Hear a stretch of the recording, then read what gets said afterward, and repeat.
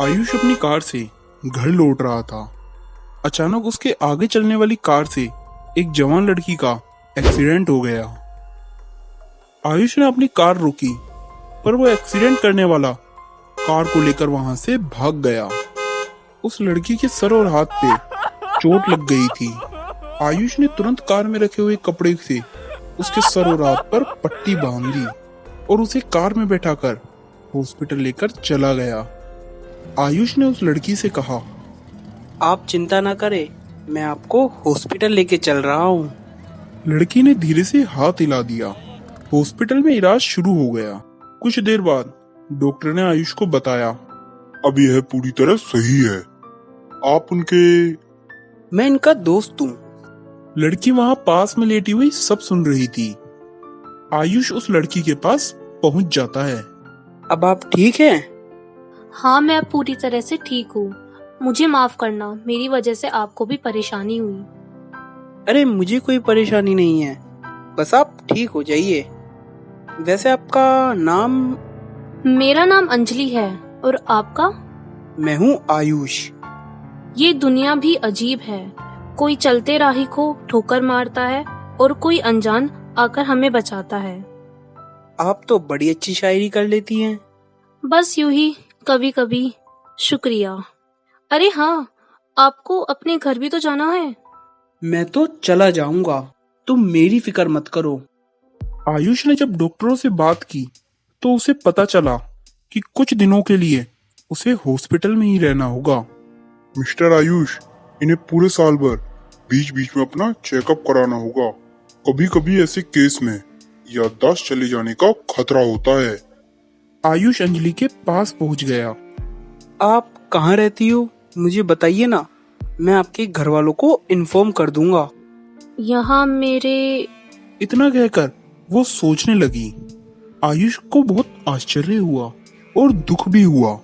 आयुष कुछ सोचने लगा और बोला, ठीक है, मैं चलता हूँ, कल फिर आऊंगा। आपने यहाँ कितना पेमेंट किया है? आप उसकी चिंता मत करिए। Bye, see you tomorrow. Ayush वहां से चला तो गया, पर पूरे रास्ते में वह बस उसी लड़की के बारे में सोच रहा था। इतनी खूबसूरत और नौजवान लड़की, और उसके घर वाले अभी तक उससे मिलने नहीं आए। दूसरे दिन शाम को आयुष अस्पताल पहुंच गया। अंजलि, आप कैसी हो? बिल्कुल ठीक हूँ। आप कहाँ से हो? मैं कश्मीर से हूँ, और आप? मैं दिल्ली से हूँ। दोनों में खूब सारी बातें हुई और दोनों के चेहरे पर बहुत खुशी थी। आयुष डेली हॉस्पिटल आने लगा और उसे अंजलि से प्यार हो गया था। आज अंजलि को डिस्चार्ज कराने के लिए आयुष हॉस्पिटल जल्दी पहुंच गया था। आयुष जब वहां पे पहुंचा तो उसने देखा कि अंजलि वहां पर नहीं है। डॉक्टर, अंजलि कहाँ चली गई? उसके माँ बाप उसे लेने आए थे और उसे अपने साथ लेके चले गए, तो वो सब अभी रेलवे स्टेशन पर होंगे। आयुष बहुत उदास हो गया और तुरंत रेलवे स्टेशन के लिए निकल गया। ट्रेन वहां से छूटने ही वाली थी तो आयुष दीवानों की तरह हर बोगी में अंजलि को ढूंढने लगा। अंजलि उसे किसी भी बोगी में नजर नहीं आ रही थी। अचानक उसे अंजलि की एक झलक दिख गई। वो विंडो सीट के पास बैठी हुई थी। आयुष ने जब अंजलि की तरफ हाथ हिलाया तो अंजलि ने उसे देखकर अनजानों की तरह आंखें फेर ली। आयुष ने उसे आवाज भी लगाई, अंजलि। पर अंजलि ने सुना ही नहीं। अंजलि उसे ऐसे देख रही थी जैसे वो उसे जानती ही नहीं।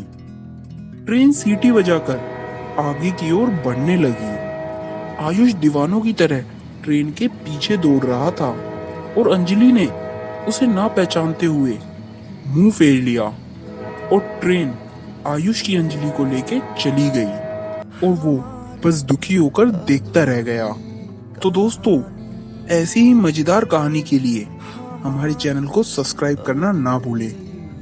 फिर मिलेंगे एक मजेदार और नई कहानी के साथ।